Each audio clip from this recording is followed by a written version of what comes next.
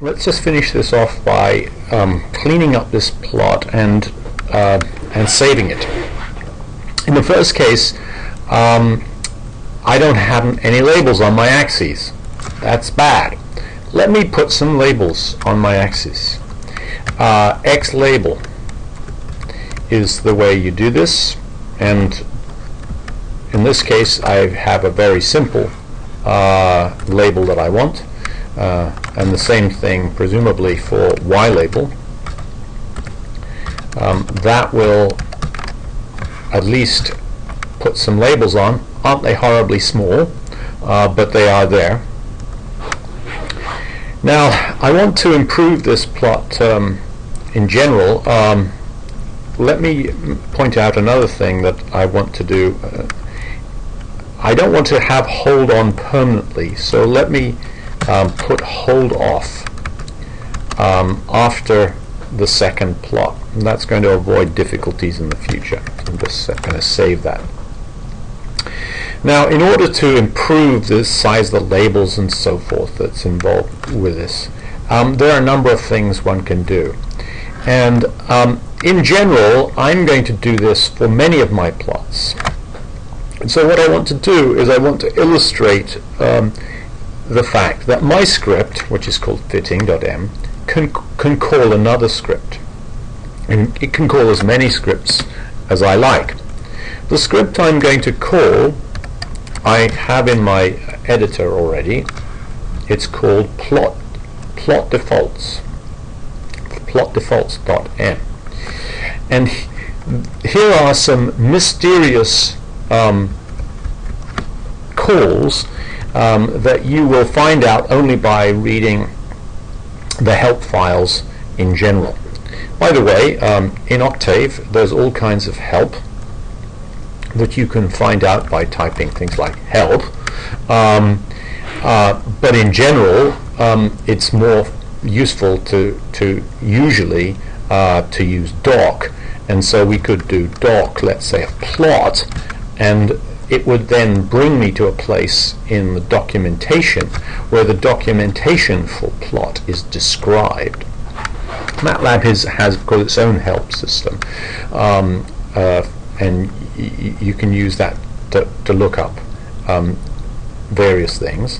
I could do doc of, let's say, set, and it will show me what these set commands that are in this file plot defaults are doing. The syntax is complicated and it's not worth us dwelling on it at the moment. Let me just explain what it's going to do. First of all, it's going to set the default axis label font size to be bigger, 20. Second thing it's going to do is it's going to make the width of the lines of the axes 2 instead of 1, because the axes on these plots may well be better if they're thicker. In general, these plots tend to come out with rather thin lines. That's useful generally, but the most useful thing to fix these plots and to get the labeling to be a decent size turns out to be to shrink the size of the plot and leave the font size the same.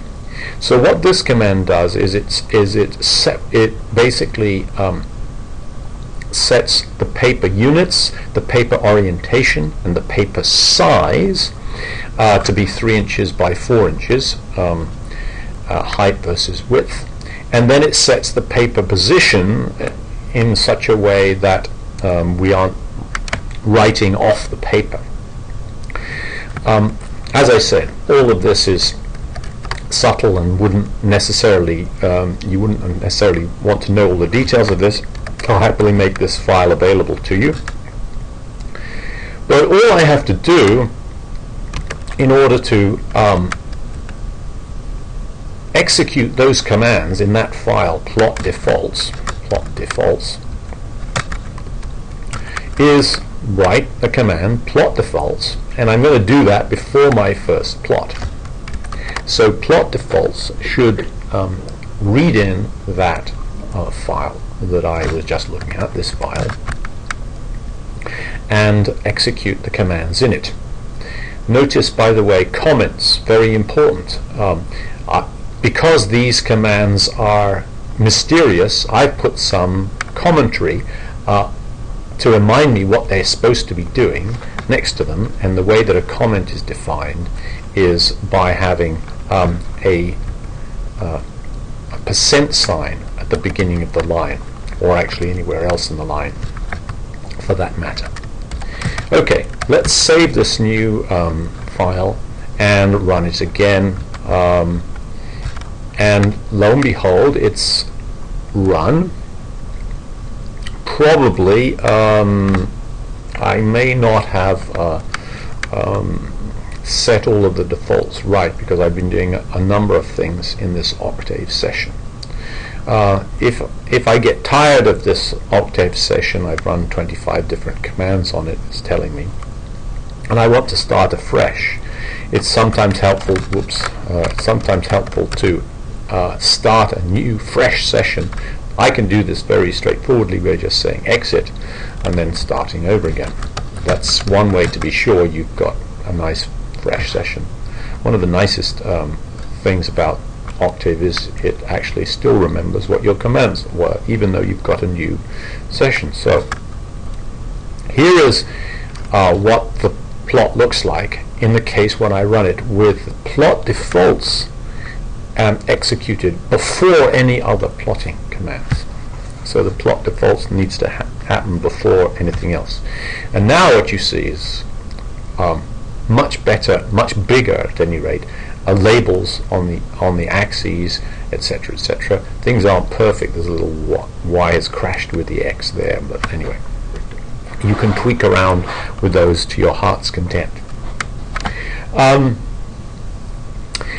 If this were fine, my final plot, what I wanted to save, one of the ways I could save it would be to do some kind of screen capture on this window that I'm plotting it in. That would give me a rather cumbersome and not very pretty plot. There is another way of plotting, of saving this plot, and that is to use the command print. So print is actually printing out the plotting. One has to tell print what format one wants. Supposing I want EPS format, I could say DEPS, and suppose that I know what file I want to save it into. I could, for example, write fitted.eps like that. So this tells it to print out this plot into an EPS file, which is then named fitted.eps. Let's see what happens. Nothing obvious, except that if I now look in the directory, which in Octave I can do by typing ls, there's a file called fitted.eps. I don't want to get out of my Octave session. I'm in the same directory here. Here it is, fitted.eps. Let's have a look at that file using Ghost View, and there it is. This is now a good quality file that I might be proud to show to my professor. It's actually not in color. That's because I used EPS. I think it's EPSC for color. Let me try it. Let's run that again, and now look at it again and see, yes, it's color. Now it's color. So that's how to get a plot and to save it looking halfway decent. And that's where we'll end.